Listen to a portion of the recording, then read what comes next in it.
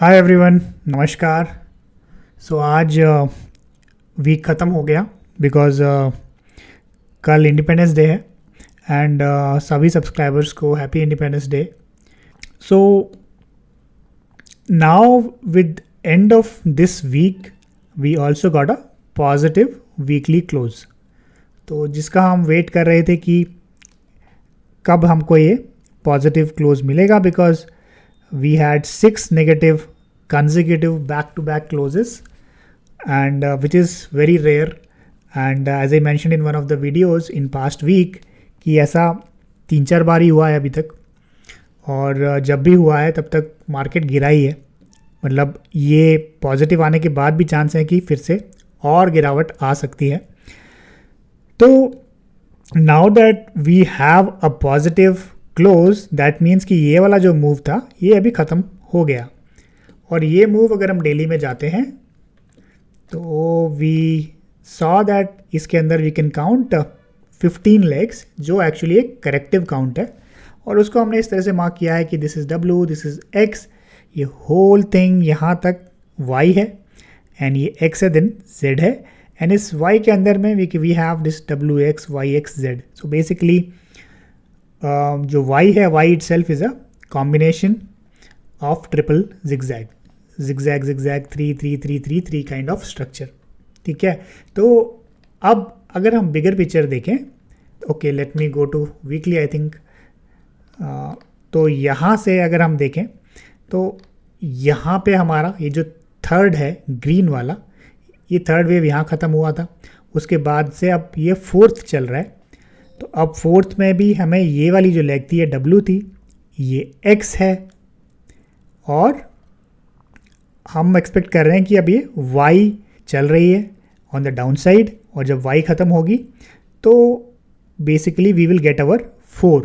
ठीक है, तो यहाँ अभी डाउन साइड पेंडिंग है और एक्सपेक्टेशन यही है कि ये जो पुल बैक आएगा उसके बाद में डाउन साइड कंटिन्यू होगी। तो अभी कुछ लोगों ने मुझे ये भी बोला कि ये जो मूव है इसको मैं गलत काउंट कर रहा हूँ, इसको मैं करेक्टिव देख रहा हूँ, बट एक्चुअल में दिस इज़ इम्पल्सिव मूव और फोर्थ यहाँ पे ख़त्म हो गई है। तो I have my reasons to believe कि this is corrective, and the simple reason I can think of is कि यहाँ से अगर मुझे इसे काउंट करना है तो यहाँ से मुझे ये एक दिख रहा है कि ये एक इम्पल्सिव काइंड ऑफ मूव है। This I can make it like may be count it as 1 और ए। यहाँ मैंने डब्ल्यू किया है but that doesn't really matter, तो that I will explain why.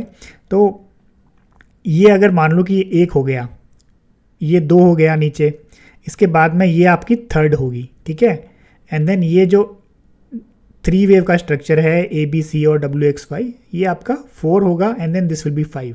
तो ऐसे आई कैन काउंट कि 1 2 3 4 एंड 5। बट अगर मैं ऐसे काउंट करता हूँ तो ये जो है ना थर्ड वेव, ये आपकी सबसे छोटी हो जाती है। तो third wave can not be shortest in a motive wave. So that's the primary reason I don't believe कि ये एक मोटिव स्ट्रक्चर हो सकता है। और इसको आप किसी और तरीके से भी काउंट करने की कोशिश कर लीजिए, तो थर्ड वेव आएगी ना वो हमेशा करेक्टिव ही बन रही है इसमें। तो थर्ड वेव अगर करेक्टिव बन रही है दैट मीन्स कि ये मोटिव स्ट्रक्चर नहीं है। तो I will go with the hypothesis कि this structure, this rise is basically a corrective rise that aligns with the view कि फोर्थ अभी ख़त्म नहीं हुई है। तो ये एक डब्ल्यू था, ये आपका एक्स है, और अब ये वाई होगा। ठीक है, तो अब now that we have established कि हाँ ये हमारी जो लार्जर थीसिस ये है कि अब हम इस वेव 4 में हैं, और विद इन वेव 4 हम ये जो वाई वेव के अंदर में है। और ये वाई कैसे बनेगी we don't know, it could be W X Y और it could be W X Y X Z, doesn't really matter as long as structure वही बन रहा है जो हम सोच रहे हैं।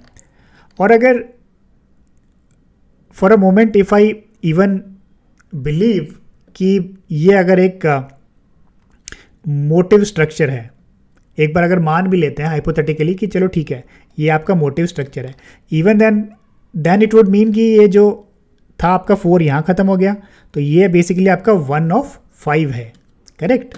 तो ये अगर ये 1 है तो भी इसका रिट्रेसमेंट होना है, तो भी इसका रिट्रेसमेंट जो होगा,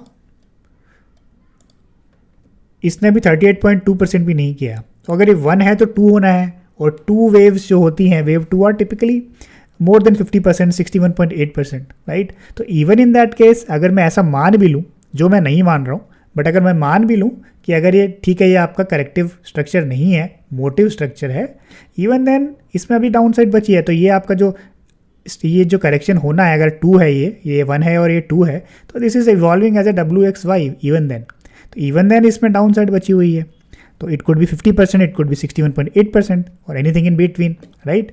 तो तब भी ये नीचे आने वाला है यहाँ से। तो नियर टर्म में तो यही होने वाला है कि ऐसा ही लग रहा है कि ये ऊपर जाके पुल बैक होने के बाद में नीचे आएगा। और जहाँ तक इस पुल बैक की बात है, तो ये हमने आई थिंक डिस्कस किया है कई बार कि इसका जो 50% रिट्रेसमेंट है इस पूरे फॉल का, दैट इज़ अराउंड 25,000। तो 25,000 itself will act as a resistance, right, क्योंकि वो एक मेजर लेवल है और उसको ब्रेक करना अभी लग नहीं रहा कि ये स्ट्रक्चर को देख के कि वो ब्रेक हो पाएगा। तो बट 25,000 के टेस्ट होने के चांस डेफिनेटली हैं, because that is also a 50% retracement of this fall. तो 25,000 पे हम देखेंगे कि वहाँ पे होता क्या है, वहाँ पे वो होल्ड करता है एज अ रेजिस्टेंस या फिर ब्रेक हो जाता है या उसके प्राइस ऊपर निकलने का ट्राई करती है, तो वो जब होगा तब देखा जाएगा।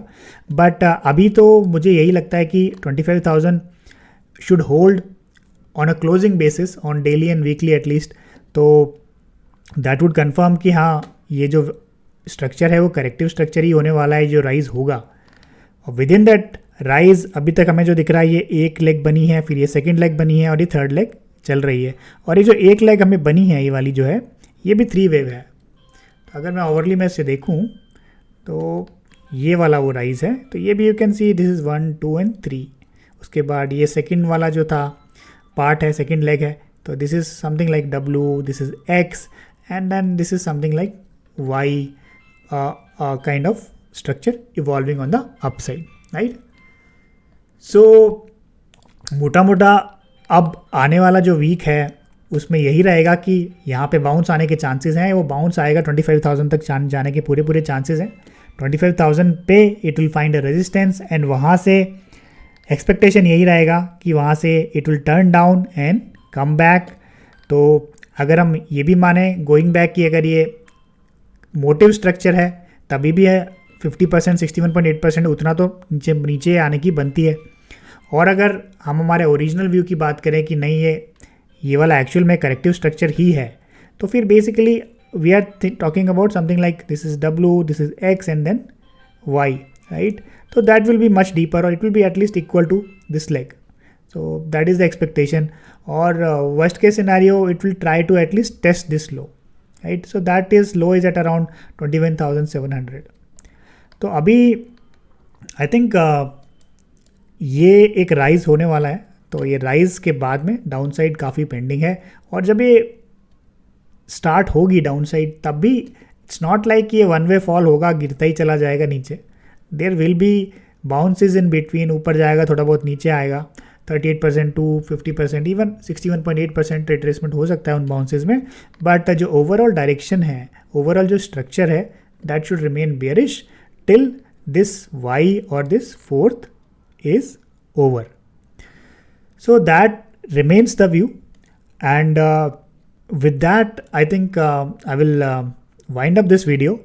And once again, happy Independence Day to all the subscribers. Hope you have a good one. We'll see you on Monday next week. Thank you.